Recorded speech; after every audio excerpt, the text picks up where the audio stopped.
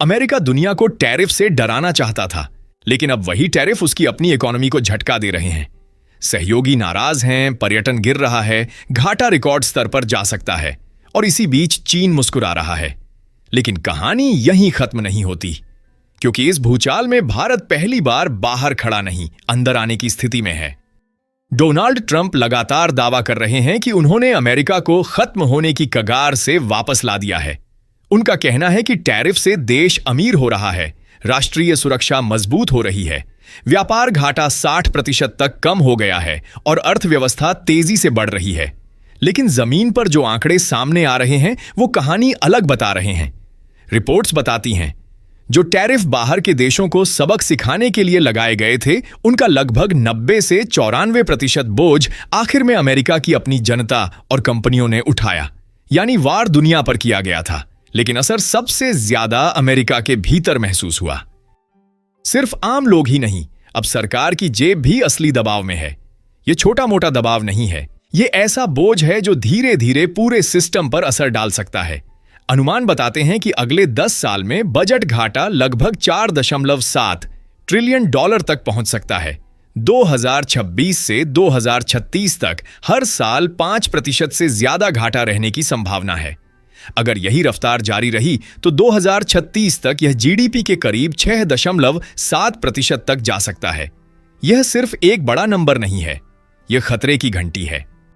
जब सरकार जितना कमाती है उससे ज्यादा खर्च करती है तो फर्क भरने के लिए उसे कर्ज लेना पड़ता है। शुरुआत में यह सामान्य लगता है, लेकिन जैसे जैसे कर्ज बढ़ता है वैसे वैसे ब्याज का बोझ भी बढ़ता है।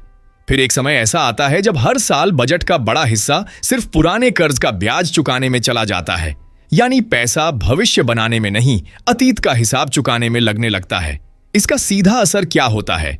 शिक्षा के लिए कम पैसा, अस्पतालों के लिए कम पैसा, सड़क, रेलवे, रक्षा और नई योजनाओं के लिए कम पैसा। सरकार की प्राथमिकताएं बदल जाती हैं। पहले कर्ज चुकाना जरूरी हो जाता है, विकास बाद में आता है। अगर यह चक्र लंबे समय तक चलता रहा तो निवेशकों का भरोसा भी डगमगा सकता है।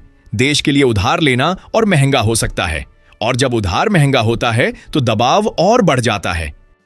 यही वजह है कि घाटा सिर्फ एक आंकड़ा नहीं होता, यह भविष्य की रफ्तार तय करता है। यह बताता है कि देश मजबूती की ओर बढ़ रहा है या धीरे धीरे बोझ के नीचे दब रहा है।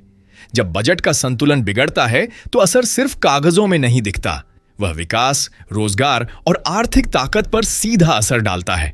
और अगर समय रहते इसे संभाला न जाए तो वही घाटा आगे चलकर सबसे बड़ी कमजोरी बन सकता है। अब तस्वीर का दूसरा हिस्सा देखिए। पर्यटन किसी भी देश के लिए सिर्फ कमाई का जरिया नहीं, बल्कि उसकी छवि का आईना होता है। अगर दुनिया में यात्रा बढ़ रही हो और किसी खास देश में विदेश से आने वाले लोग कम हो रहे हों, तो यह सोचने वाली बात है। यह सिर्फ संख्या नहीं, संदेश भी होता है। जब रिश्तों में खिंचाव आता है तो उसका असर व्यापार, ऊर्जा, उद्योग और यात्रा सब पर पड़ सकता है। खासकर जब दो देशों की फैक्ट्रियां और सप्लाई चेन एक दूसरे से गहराई से जुड़ी हों। एक कार का हिस्सा एक देश में बनता है, दूसरा हिस्सा कहीं और असेंबली तीसरे देश में होती है। अगर बीच में टैरिफ की दीवार खड़ी हो जाए तो पूरी व्यवस्था हिल जाती है। कंपनियां तुरंत हिसाब लगाती हैं, क्या यहां बने रहना सही है या नया ठिकाना ढूंढना बेहतर होगा। पैसा हमेशा स्थिर और भरोसेमंद जगह की तरफ जाता है। यही चीन की चाल समझ में आती है। चीन कई वर्षों से दुनिया का बड़ा उत्पादन केंद्र रहा है। उसके पास विशाल फैक्ट्रियां हैं, संगठित सप्लाई नेटवर्क है, तेज उत्पादन क्षमता है और सरकारी स्तर पर स्पष्ट औद्योगिक रणनीति है। वह जानता है कि ग्लोबल ट्रेड में अवसर अचानक बनते हैं और जो देश तैयार रहता है वही लाभ उठाता है।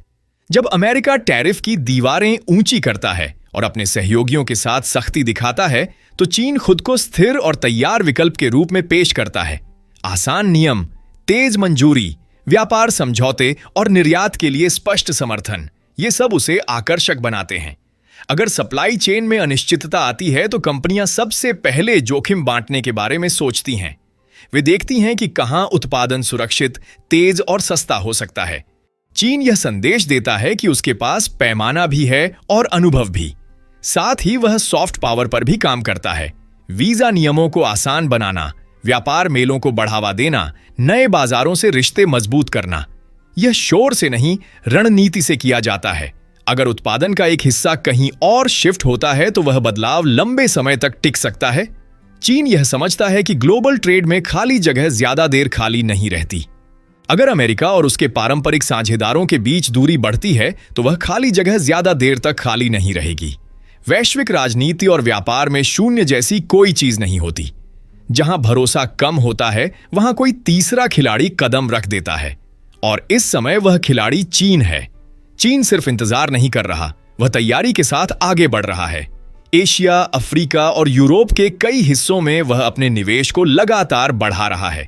बंदरगाहों का विकास, रेल और सड़क नेटवर्क, लॉजिस्टिक्स हब, औद्योगिक पार्क, ये सब केवल परियोजनाएं नहीं हैं, बल्कि प्रभाव के स्थायी ठिकाने हैं। जब किसी देश के माल को दुनिया तक पहुंचाने के रास्ते आपके नियंत्रण में हो तो आपका प्रभाव अपने आप बढ़ता है। चीन अपने निर्यात नेटवर्क को मजबूत कर रहा है, नई व्यापारिक साझेदारियां बना रहा है और यह संदेश दे रहा है कि अगर कहीं अनिश्चितता है तो वह स्थिर विकल्प बन सकता है। यह सिर्फ आर्थिक विस्तार नहीं है, यह रणनीतिक विस्तार है। यह बाजार पर पकड़ बनाने की कोशिश नहीं, बल्कि भविष्य की आपूर्ति श्रृंखलाओं पर प्रभाव स्थापित करने की कोशिश है। और अब इसी बदलते परिदृश्य में भारत की भूमिका और भी अहम हो जाती है। पिछले कुछ वर्षों में चाइना+1 सोच केवल एक व्यापारिक शब्द नहीं रही, बल्कि वैश्विक रणनीति का हिस्सा बन चुकी है। कंपनियां समझ चुकी हैं कि पूरा उत्पादन एक ही देश पर निर्भर रखना जोखिम बढ़ा सकता है। उन्हें दूसरा मजबूत आधार चाहिए, ऐसा देश जहां बाजार भी हो, श्रमशक्ति भी हो और भविष्य की संभावना भी। भारत खुद को उसी विकल्प के रूप में पेश कर रहा है। यहां विशाल घरेलू बाजार है जो खुद में मांग पैदा करता है, युवा आबादी है जो उत्पादन और उपभोग दोनों को गति देती है, डिजिटल ढांचा तेजी से मजबूत हुआ है, पेमेंट सिस्टम से लेकर स्टार्टअप एनवायरनमेंट तक नई ऊर्जा दिखाई देती है, इलेक्ट्रॉनिक्स निर्माण, मोबाइल उत्पादन, ऑटोमोबाइल पार्ट्स, रक्षा निर्माण और टेक सेवाओं में विस्तार की दिशा साफ दिखती है। अगर अमेरिका और चीन के बीच प्रतिस्पर्धा और तेज होती है और कंपनियां जोखिम को बांटना चाहती हैं तो भारत संतुलित और संभावित विकल्प बन सकता है। लेकिन यह मौका अपने आप जीत में नहीं बदलेगा। स्थिर नीतियां, तेज फैसले, पारदर्शी नियम, बेहतर बंदरगाह और सड़क नेटवर्क और कानूनी भरोसा, ये सब जरूरी होंगे। निवेशक केवल सस्ते श्रम से आकर्षित नहीं होते, वे भरोसे से आकर्षित होते हैं। इतिहास बताता है कि जब बड़ी शक्तियां टकराती हैं तो नई अर्थव्यवस्थाओं के लिए जगह बनती है। सवाल यह है कि कौन उस जगह को तेजी से भरता है। क्या टैरिफ की रणनीति अमेरिका को औद्योगिक रूप से फिर से मजबूत बनाएगी, या इससे ऐसी स्थिति बनेगी जहां चीन अपनी पकड़ और गहरी कर ले और भारत अपने विस्तार की गति को ऐतिहासिक स्तर तक पहुंचा दे? आने वाले साल तय करेंगे कि यह दौर केवल शक्ति प्रदर्शन की कहानी था या वैश्विक संतुलन के असली बदलाव की शुरुआत। इतना स्पष्ट है कि यह सिर्फ व्यापार की बहस नहीं है, यह भरोसे, प्रभाव और आने वाले दशक की दिशा की लड़ाई है। अगर दीवारें ऊंची होंगी तो पुल कहीं और बनेंगे। चीन अपनी चालें बिछा चुका है, भारत मौके को आकार देने की कोशिश कर रहा है और अमेरिका अपनी रणनीति पर अडिग है। दुनिया ध्यान से देख रही है कि लंबी दौड़ में किसकी योजना टिकती है। यही वह मोड़ है जहां से नई आर्थिक व्यवस्था आकार ले सकती है और संभव है कि आने वाले दशक का वैश्विक संतुलन इसी बदलाव से तय हो।